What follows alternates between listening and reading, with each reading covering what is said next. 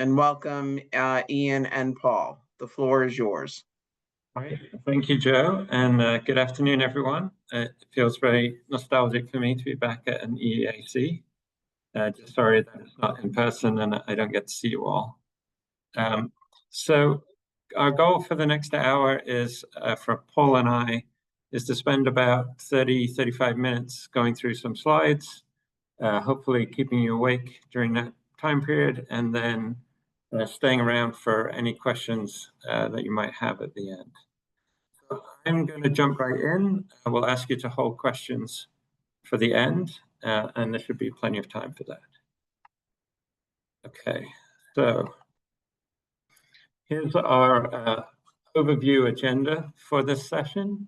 We're going to start with the big picture, and I will say at the outset, at no point will we share any actual code language with you. We're going to avoid getting too in the weeds, but feel free to ask questions about anything. Then we'll do a slight dive into NG codes, and in particular, we want to introduce the concept of thermal code to you and sort of explain how that's really driving a lot of the results that we're seeing through the Mass Save program and through our municipal code adoption. Okay, figuring out my technology here. Okay, so I'm going to start with a question for you all. My guess is that many of you have seen this graphic before. It's from the Mass Clean Energy Center website, and it's pointing to a whole bunch of interventions to residential users. And as you can see, there are lots of arrows, but I've taken out all of the answers. And so I'm hoping that you are saying out loud what the answers are. What is the common theme to all of these requests? And the answer, of course, is electrify everything. Like, with a few notable exceptions like insulation, what the Clean Energy Center and the state's climate plan are asking stakeholders to do is think about the transition from a fossil fuel past to a more all-electric future. And we're very aware of that on the code side as well. But the challenge is, and I think this is not lost on anybody either, that electricity at the moment is relatively expensive, and some of our fossil fuels, particularly natural gas, are really quite affordable. So how do we pursue the mission, electrify everything, but do so in a way that's cognizant of the potential cost impact? Okay, and why are we doing that electrification? Why can't we just take the cheap gas and run with it? I think this chart illustrates that quite nicely, that even today, if you're comparing gas heating and electric heating, we're already half the emissions with electric heat pumps versus gas heating in the same building. And over time, as the grid gradually gets cleaner, that's only going to increase in the difference between gas and electric buildings. So new buildings coming online now really should be electric so that we're positioned to achieve our decarbonization goals in the future.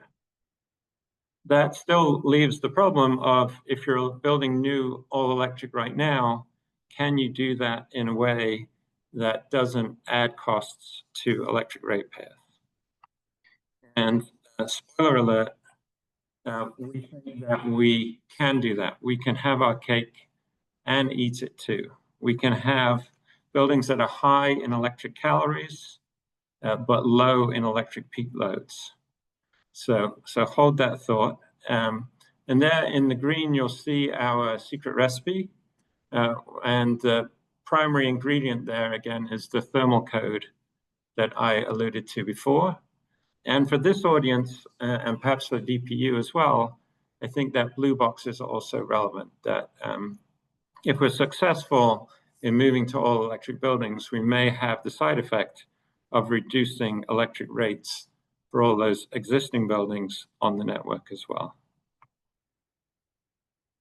Okay, so before we get too much further along, I feel like I need to introduce some of the key characters, some of the terminology that we'll be using today. So starting with the standard code, or as we call it, the IECC, International Energy Conservation Code. That is the standard code across most of the country, although with different iterations of timeliness of adoption. And then in Massachusetts, we add different levels of amendments to that to result in our base code, our stretch code, and now our specialized code. And the key differences here are highlighted on the slide. The base code is relatively modest amendments. It's more or less the IECC as it comes. But then there's a big step jump to our stretch code where we add significant improvements in thermal performance. And then lastly, in our specialized code, we add in further thermal performance, but in particular, a focus on electrification and preparing for the decarbonized future that we're all hoping for. Okay, so that is the three main codes. And then this is, in one slide, our energy code policy goals that are embodied in those three flavors of code. The first five here are all very specific to buildings and building sector. And I want to draw your attention on the slide to number 2, which is to mitigate the impacts and add positive benefits to the electric grid. We'll come back to that. But I do want to point out that we also can use the building code to help enable improvements in other sectors that relate to our clean energy and climate plan. So on renewable energy, we can help make it easier to install distributed generation and storage. In transportation, there's about 10,000 to 15,000 buildings every year getting the wiring in place for future electric vehicle charging. And then in non-energy, the code interacts with refrigerants, methane, and also embodied carbon emissions. So we have all these goals, but we also have a very clear awareness that we're doing this in a time when there is a shortage of housing in the state. And so affordability has to be front and center. Okay, so coming back to that affordability question and number 2 on the last slide, the grid friendliness of this all. This slide is trying to show the impact of, in this case, single-family homes on electric peak loads. So the first 2 sets of bars on the left are typical existing buildings. And the thing about existing buildings is that most, but not all of them, have air conditioning. And so that's why you'll see that the summer peak loads are not that high. When we compare them with the standard codes, which are in the middle, we have both gas and electric from standard code, you'll see that they're more efficient, but they're also all air conditioned. And so from a summer peak perspective, adding a new standard home to the grid is, generally speaking, adding more to summer peak than existing homes. And that's really driven by the air conditioning. And then whether you impact the winter peak or not is very dependent on whether you're heating with electricity or not. Then the last 2 are the stretch code, all electric, and passive house, which is a reasonable proxy for our specialized code. And what we're trying to illustrate here is that in both the stretch and the passive house homes, the winter and summer peaks are virtually the same, and they are commensurate or lower than existing gas buildings. And so if we can do that, then we're managing those peak loads. And as you'll see, that can have benefits. Okay, one more. This is the wonkiest slide of the deck. And as proof of that, we stole this slide from Professor David Su over at MIT. And what this slide is showing is the peak capacity of both the gas network and the electric grid. In this case, it's on a national scale, but the same holds true for Massachusetts. And if I do a couple of clicks here. These first two show what happens when you add a new gas building to the network. In winter, you're adding to the gas winter peak. In summer, with your air conditioning, you're adding to the electric summer peak. Now, for an electric new construction, you're adding to the electric summer peak just the same as the gas building, but then you're adding to the electric winter peak, not the gas peak. And the net impact of this is that a gas home is adding to both peaks and also not using off-peak gas or off-peak electricity in particularly high amounts. The electric home, while it's adding to both electric peaks, is using electricity year-round, and so it's helping to pay for any incremental costs by adding more revenue to the system. Okay, hold that thought, and we will come back to it. I want to turn now to the standard codes and then the mass amendment process. So this slide is sort of explaining why we start with the IECC as our standard energy code, and it's because it's written in statute. We have an independent board, the Board of Building Regulations and Standards. They, with input from our team at the Department of Energy Resources, develop and adopt the latest codes coming from the International Code Council. And for the energy code, that happens every 3 years. So today we're using the 2021 version of this code, but we have just begun the process of adopting the 2024 version. And as you can see in the timing bullet, that will take roughly 2 years between starting today and having that updated code out on the street. So during that 2-year process, that is when the Massachusetts amendments come into play, along with a lot of input from stakeholders, not dissimilar to the way that the 3-year plan gets developed.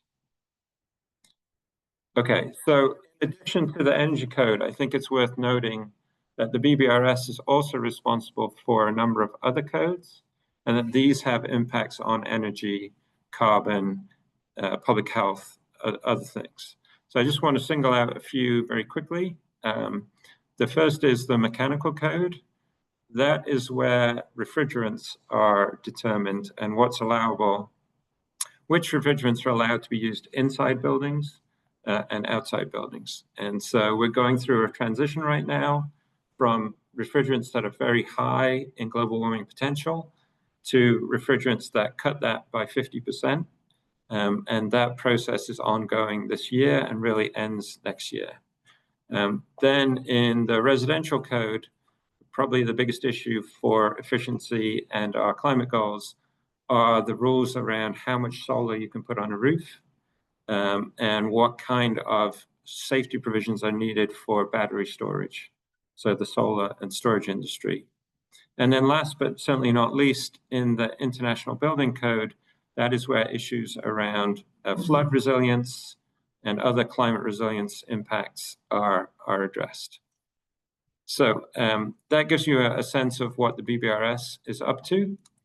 I want to come back to our focus on energy here. And you've heard me so far say that the secret recipe is to address peak loads with our codes.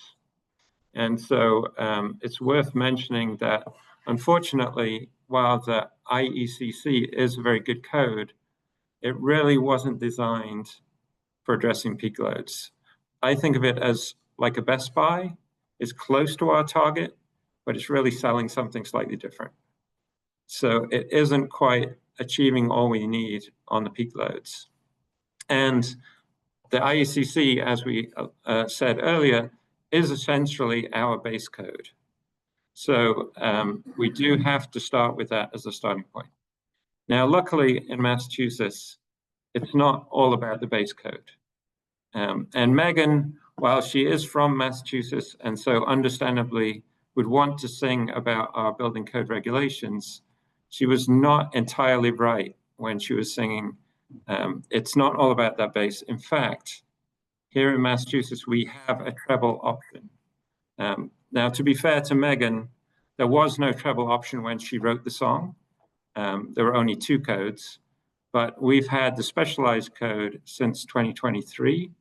And so, as you'll see on this map here, just in the space of 2 years, we've had around about, I think the number now is 55 cities and towns adopt that treble option of the specialized code, and increasingly fewer towns on the base code.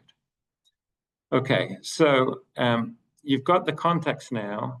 I want to now start the transition to explaining the secret recipe again of those thermal codes.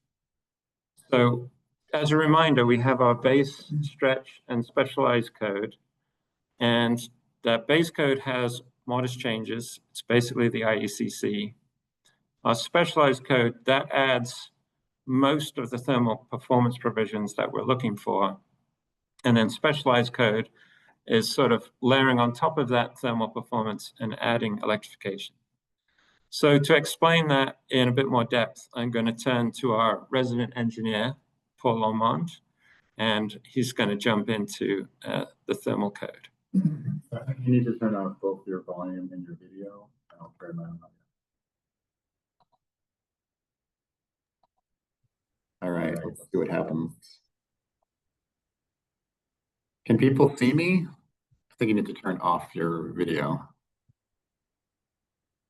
Okay. All right, I'm just going to go ahead and get started. I'm not sure if you can see me or not, but hopefully you can hear me. So let's dive deeper into this notion of what thermal code is, how we get it, and what the value is. To create the thermal code, we have to introduce 4 things. We call them the 4 pillars that become amendments to the IECC standard codes. The reason that we have to add these 4 things to the standard code is that the IECC standard code doesn't do these 4 things very well, so we need to do them for ourselves.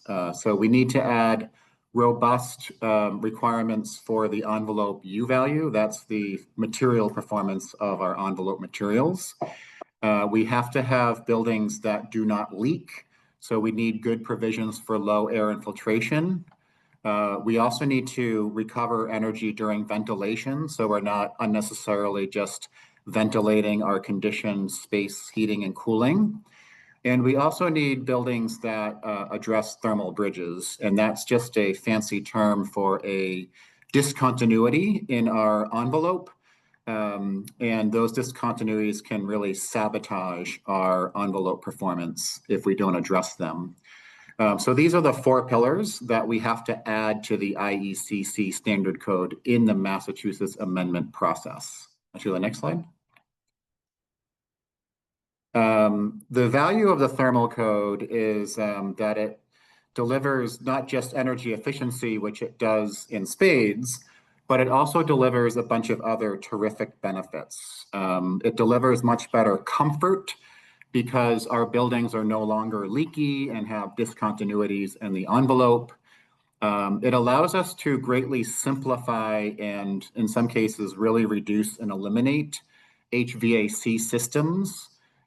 Because our buildings, the envelope performs so well, we no longer need HVAC systems to sort of forgive all sins, which is the way that we've been doing buildings for decades. So we have simpler HVAC systems as a result, thus, less maintenance, et cetera. The third benefit is much better resilience. So you could lose power, electric power, in a building that's all electric. If it's built to thermal code, the occupants of that building would not notice that they lost power. It would stay warm in the winter or cool in the summer indefinitely. They would be very safe for them to stay in their building. But the fourth benefit is where the cost to the ratepayers benefit really delivers. And that is the thermal code's grid friendliness when we do electrification. So we'll dive more into that in a moment. But before I do so, I just want to say that the thermal code compared to just the IECC standard code is much more cost effective, even without consideration for the benefits to the grid. Just on the standalone building in terms of first cost and operating cost, it has lower life cycle costs for all building types. And that is thoroughly documented in the report that's in that link there. But let's go back to grid friendliness for a moment and why that's so important. So the way that we would build buildings in the past is shown here in this plot. So if we were to build a school, for example, the traditional way of building that school would be to build it using the IECC standard code. And we would do the space heating with gas. So if we're to look at the impact on the electric grid with that school, in the summer during peak cooling, the impact on the grid would be about 50 kilowatts. And in the winter, the impact on the electric grid would be 0 because we're using gas for space heating. Let's go to the next slide. So if we just rush headlong into electrify everything while still continuing to use the IECC standard code, the results would look like this, where if the only change that we made is to swap from gas to electric, we would have a very large new imposition on the grid in the wintertime due to electric heat pumps that have now replaced the gas space heating. And this is unfortunately what's happening in the other 49 states in the US as they rush headlong into electrify everything, but continue to use IECC standard codes or similar. But here in Massachusetts, we're avoiding that fate. Let's go to the next slide. By modifying the IECC with our 4 pillars to create our Massachusetts Thermal Code, when we do that, what we're doing is we're greatly reducing the space heating demand itself. So we have less leaky building, we have less discontinuities, all that good stuff. We're capturing energy during ventilation. When we do all those good things, it really crushes the space heating demand itself, such that when we swap from gas space heating to electric space heating, there is no load on the grid that's larger than the load on the grid that already exists in the summer for space cooling. So not only are we avoiding a peak, we're actually making better utilization of our grid. This is the point that Ian was making earlier. We're going from 2 grids, one that we used on one side in the summer, one that we use on the other side in the winter, to 1 grid where we use that 1 grid on both sides, winter and summer. So it's when you can deploy this from a policy standpoint across the state, that means that we can have less costs to grid upgrades while still decarbonizing and achieving those other benefits of thermal code of resilience and comfort. Next slide. So here's just a slightly more detailed explanation of the layers of our code. What I wanted to just really stress with this are 2 things. One is that thermal code stuff that delivers all those benefits and the grid friendliness, that stuff is in both the stretch code layer and the specialized code layer. So it is not the case that this is only in the specialized code. It is in both layers, and because 92% of the population of Massachusetts is in stretch or specialized, that means that most building construction that's happening in Massachusetts is under the code that includes this thermal code provisions and is grid friendly. So we should be able to run headlong into electrify everything without inhibition, because we have already crushed the space heating for almost all building construction in Massachusetts. It's already happening today, and we're not going to put any imposition on the grid due to the electrification of the space heating as a result of that transition, because again, it is ubiquitous in Massachusetts already. The one thing that the specialized code has that the stretch code does not have is mandatory passive house for residential. And what passive house is it is also a thermal code that uses those same four strategies, but it is even more grid friendly than our normally grid friendly ubiquitous Massachusetts thermal code, and is really well proven for residential buildings. So it's a terrific thing to have in our specialized code. So let's go to the next slide. We just wanted to highlight the uptake in Passive House in Massachusetts is pretty remarkable. If you look at the lagging indicators of adoption of Passive House in Massachusetts, by looking at the projects that have applied for and are getting mass save incentives for the Passive House, we're now at 16,000 housing units in the state. So that's the lagging indicators. These are the projects that are in design or are built that are applied through the Mass Save program. So 16,000 units of Passive House alone makes Massachusetts a world leader in Passive House adoption.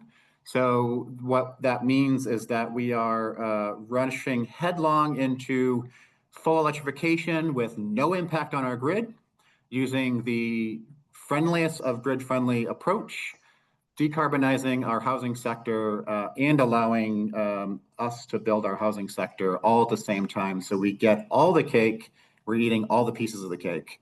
Let's go to the next slide. But what's interesting is that the 16,000 is just the lagging indicators. That's the sum of the certified Passive House, the design certified Passive House, and the registered Passive House.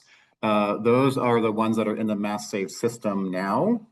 But the leading indicators of Passive House is really to be seen in the statewide permitting that happens here in Massachusetts through our MEPA process, MEPA. So that is the projects that are coming, and that as part of the MEPA process are committing to decarbonization measures as part of their agreements to be permitted in the state of Massachusetts. And if you look at that, we now have 21,000 units of agreed to Passive House units strictly from our MEPA process. That brings our total Passive House in Massachusetts that is either here now or coming to over 30,000 units, which makes, again, Massachusetts probably the most Passive House adoption area of anywhere in the world. So terrific start on Passive House adoption. Let's go to the next slide.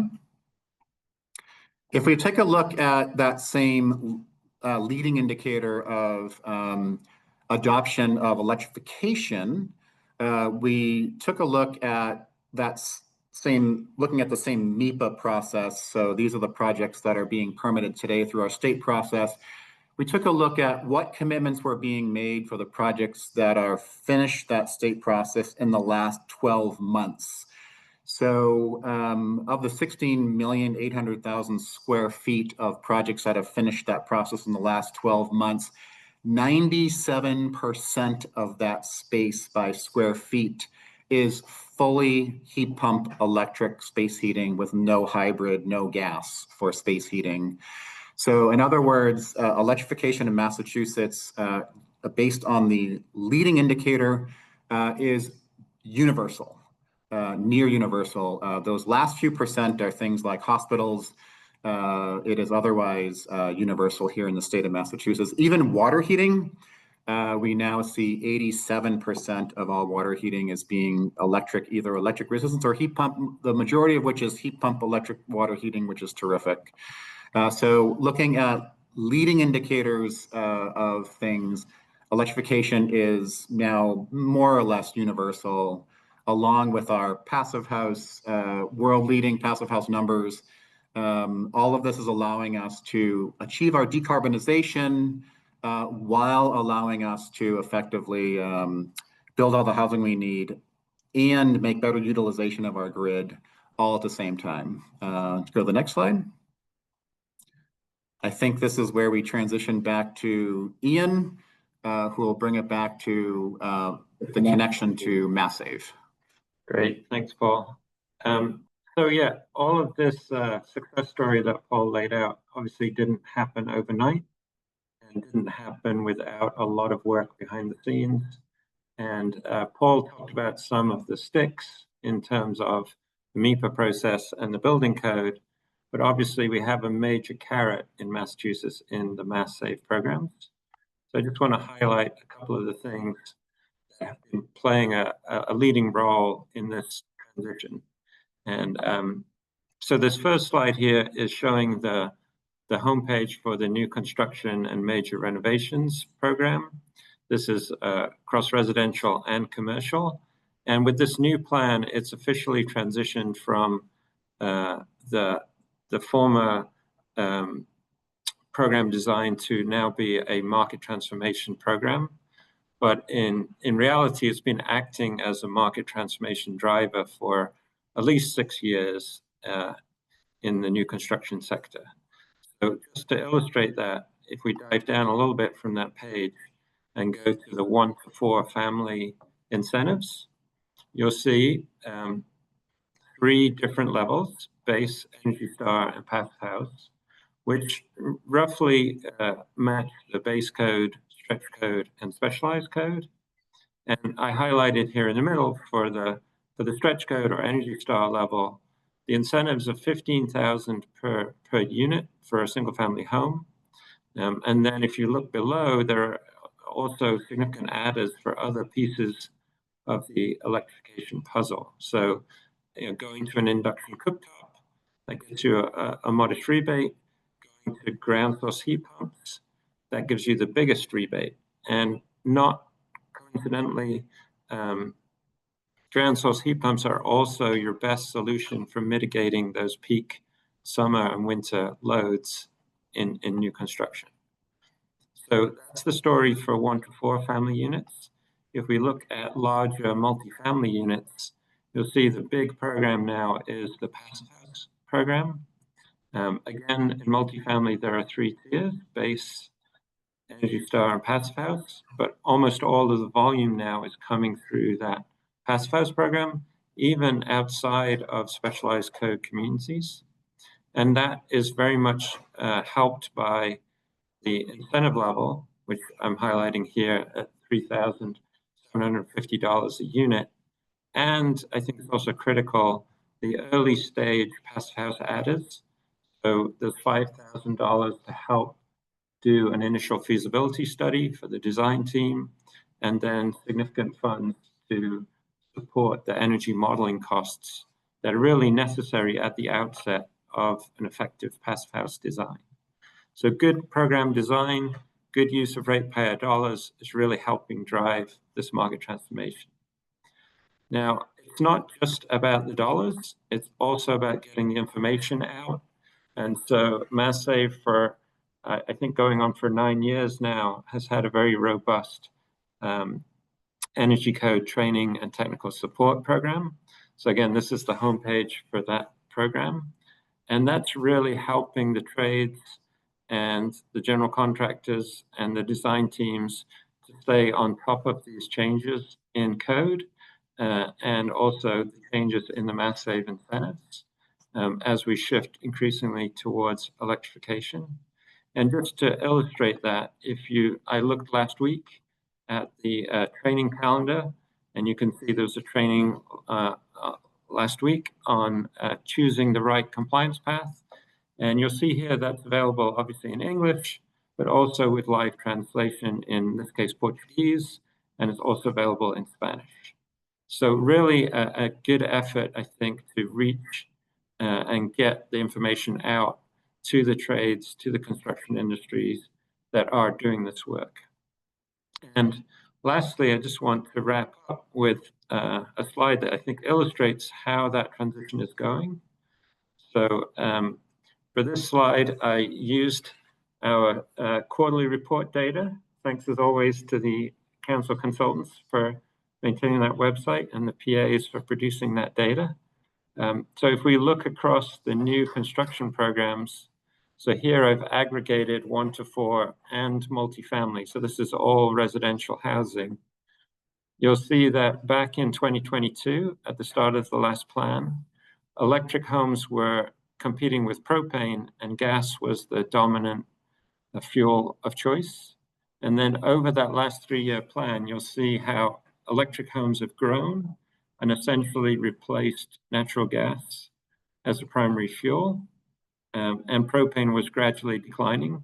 And then, of course, I could show 2025, but I just want to take this opportunity to remind everyone that with this current plan, we no longer have incentives for gas or propane. So 2025 would just be a green bar showing the all-electric program. And then just for fun, I included oil homes as well.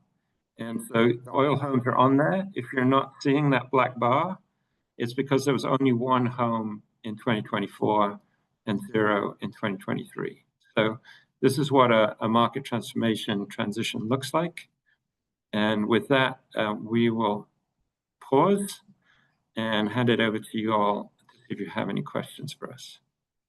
Well, first, I want to really thank you, Ian and Paul, for a fabulous primer on our energy code and presenting it in a way. I think you're muted.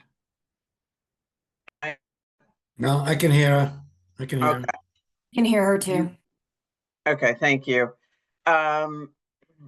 Fabulous primer on our energy code, as well as how it interfaces with Mass Save. Thank you very, very much for your time.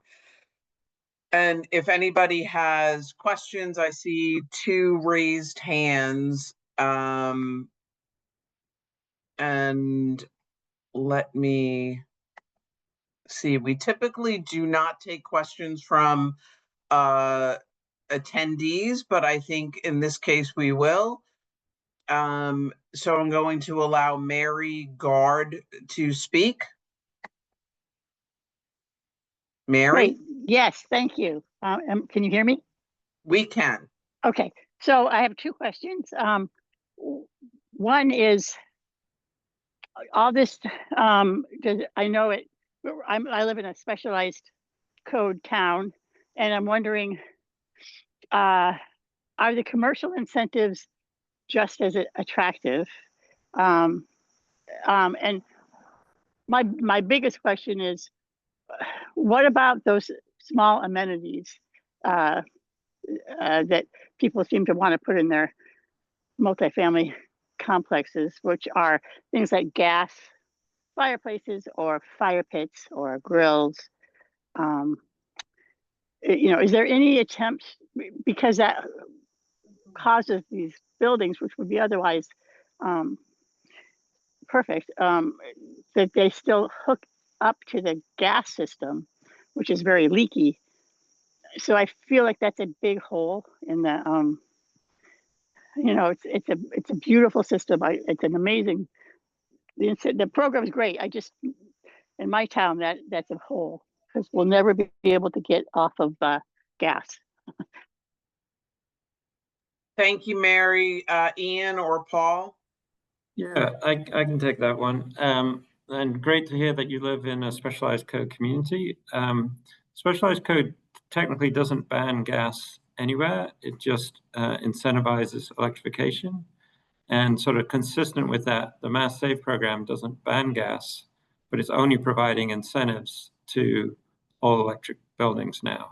And so if somebody, developer wants to add an amenity like a gas fireplace or backup generation, then the code does allow that, but then it can come at a reduction of incentives for that program. And as a market transformation program, our goal is to focus on the sort of 90% and make sure that we are moving the industry as a whole into electrification. And for the Mass Save program in particular, as soon as there's a gas connection, you lose your Mass Save incentive. So I think it's doing a very effective job there of motivating developers to think about alternatives to pipeline gas. Thank you, Ian. Thank you, Mary, for your question. And I'm going to turn it to Steve Cowell for the next question.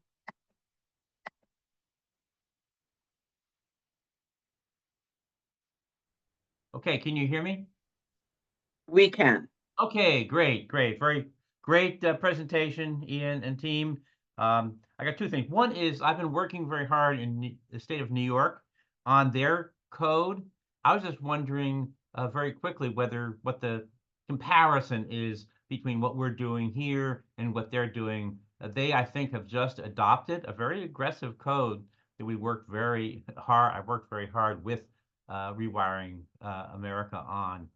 Number one. Number two is, how do we explain the cost, the added cost, A, of construction, and B, you mentioned that gas prices are less expensive than electric prices, and how do we explain that, and how do we present that, and is it possible to use some of the issues around rate structure, i.e. an electrification rate or what have you, to try to address that?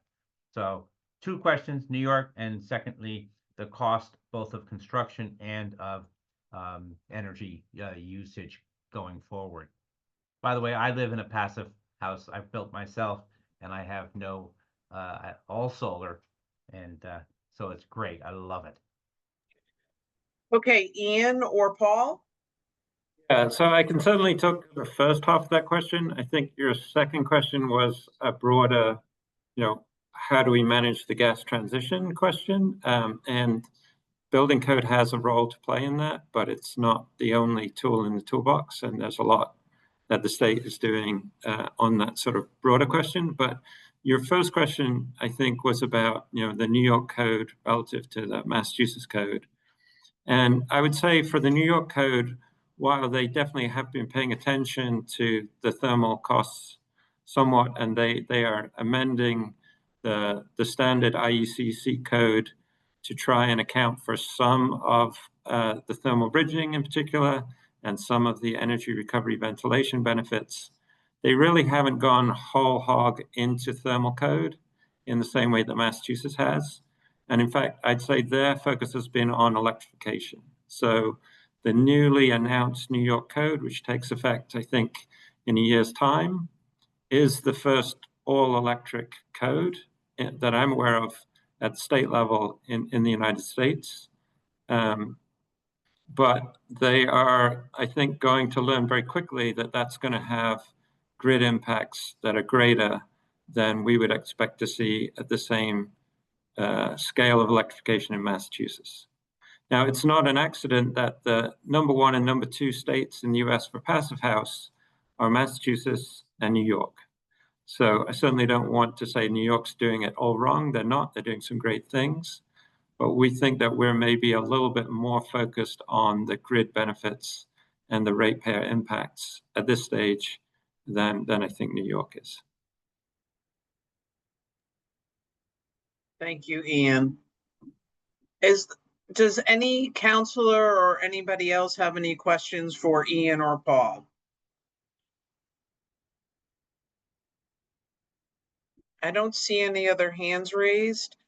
I really, again, want to thank both of you for joining us this afternoon. Really fabulous presentation, and appreciate your time and willingness to join us. So thank you all, and we will break this and start the council meeting at 1 o'clock. So we have 15 minutes before the council meeting. Thank you.